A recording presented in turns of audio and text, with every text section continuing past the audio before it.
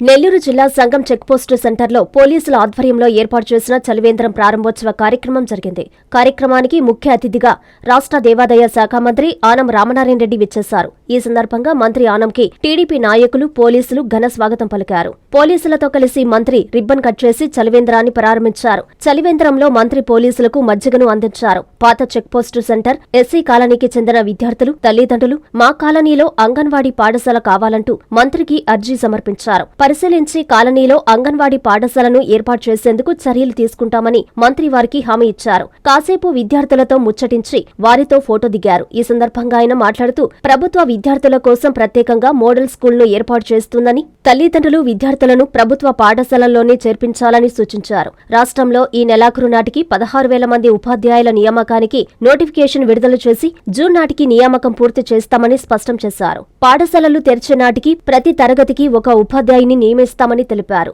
రాష్ట్ర విద్యాశాఖ మంత్రి నారా లోకేష్ విద్యార్థుల కోసం అనేక చర్యలు తీసుకుంటున్నారని పేర్కొన్నారు. 3 నెలల్లో నూతన భవనంలోకి సంగం ఐటీఐను మారుస్తామని అన్నారు. ఈ కార్యక్రమంలో ఆత్మకూరు డీఎస్పీ వేణుగోపాల్, సీఐలు వేమారెడ్డి, గంగాధర్, ఎస్ఐలు రాజేష్, తిరుమలరావు, టీడీపీ నాయకులు పాల్గొన్నారు.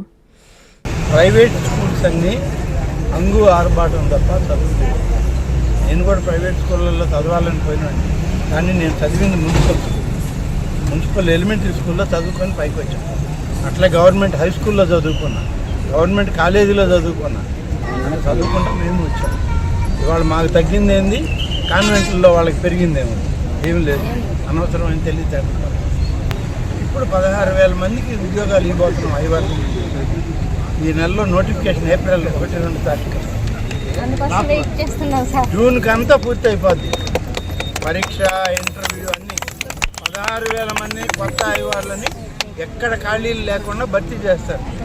ఈ పిల్లల్ని అంతా ప్రభుత్వ స్కూళ్ళకే పంపండి. ఇప్పుడు నుంచి ఇంకా కొత్త మోడల్ స్కూల్స్ వస్తున్నాయి.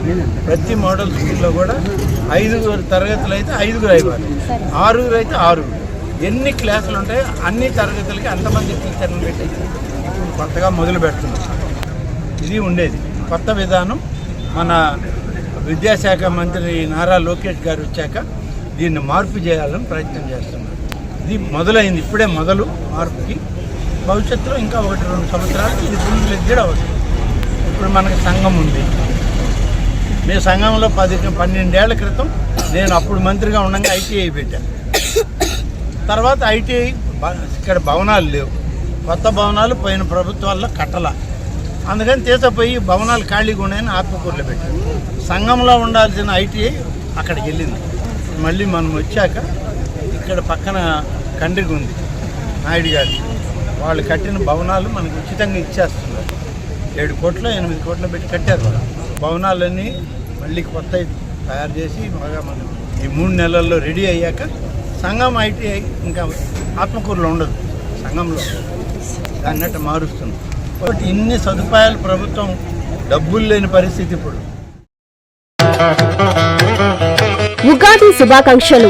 బుచ్చి మండల ప్రజలు, అధికారులు మరియు స్వయం సహాయక సంఘాల సభ్యులందరూ ఆనందంగా ఆయురారోగ్యాలతో ఉండాలని ఆకాంక్షిస్తూ శ్రీ విశ్వావసనామ సంవత్సర ఉగాది శుభాకాంక్షలు తెలియజేస్తూ డి శ్రీధర్, ఏపీఎం, బుచ్చిరెడ్డిపాలెం మండలం.